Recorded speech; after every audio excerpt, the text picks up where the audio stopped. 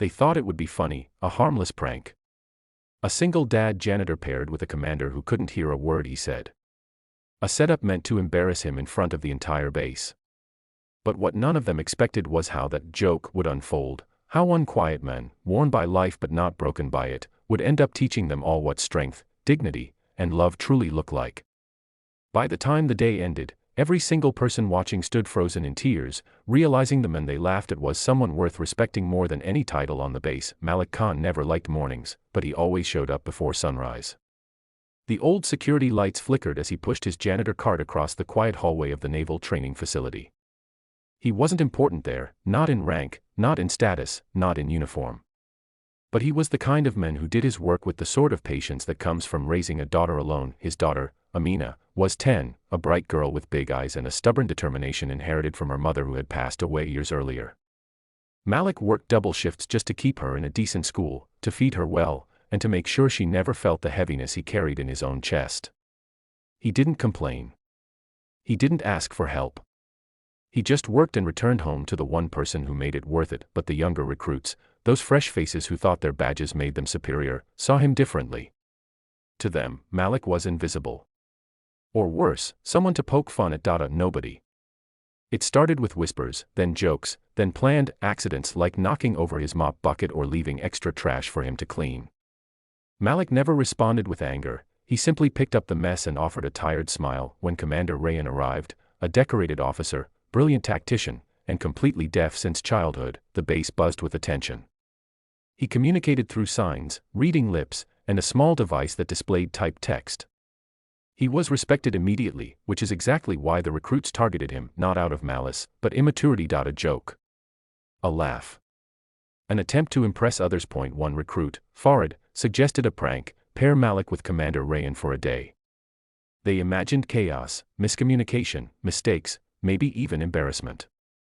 They wanted to see the janitor squirm in front of a deaf officer. The base sergeant, exhausted and easily influenced, allowed it.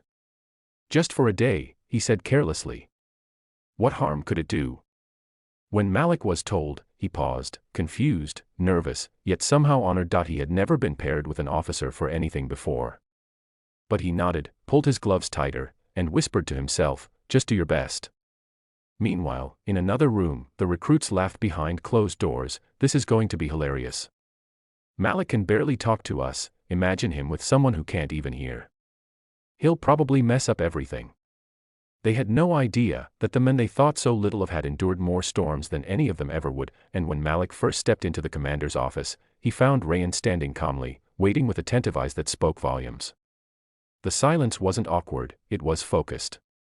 Respectful. Malik bowed his head slightly, lips forming the words slowly, "Sir. I will do my best." Rayan watched his lips, nodded, and gave a small smile. 2 Men. 1 Who couldn't hear. 1 Who was never heard. Their day together was about to teach the entire base a lesson. The day began with inspection rounds. Malik pushed his cleaning cart beside the commander, staying a step behind out of habit. Commander Rayan observed everything, noticing details others ignored. Every so often, he signed instructions, and Malik tried to follow, sometimes misunderstanding, sometimes getting it right. The recruits watched from afar, whispering, snickering. When Rayan signed for Malik to bring over a file, Malik mistakenly handed him a toolbox instead. The recruits burst into quiet laughter, recording with their phones. But Rayan didn't laugh. He didn't frown. Instead, he calmly typed into his small device and showed Malik the screen. It's okay. Let's try again. No rush.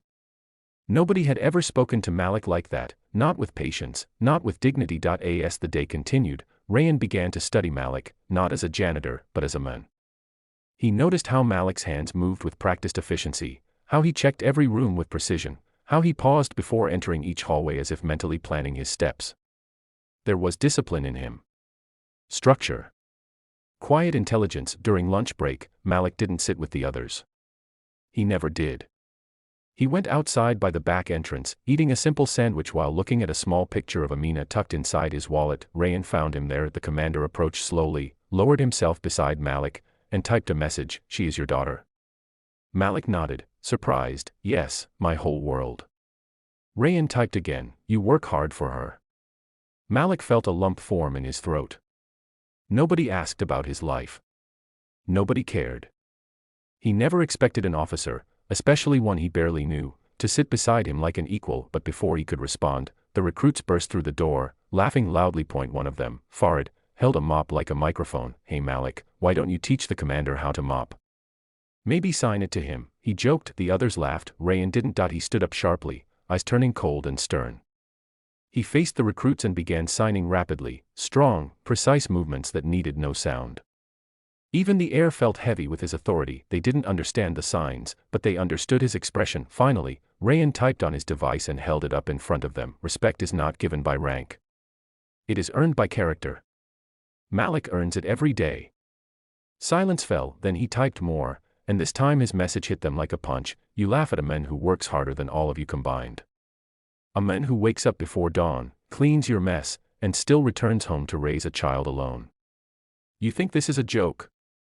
That makes you smaller than the dirt he sweeps." No one dared breathe. Malik felt his eyes sting, not from embarrassment, but from something he hadn't felt in years: being defended. Being valued. Commander Rayan wasn't done. He typed another message, slower this time: "If every man on this base had his strength, discipline, and heart, we would be unstoppable." One by one, the recruits lowered their heads. Farid's throat tightened. Another recruit wiped a tear. The weight of their actions sank in. Malik stood frozen, overwhelmed. He had lived a life where he expected nothing from anyone. But here was a commander, respected, honored, standing up for him without hesitation. Rayan placed a firm hand on Malik's shoulder, then he typed one final message: "A base is not strong because of its titles. It is strong because of its people. Today, you showed me what real strength looks like."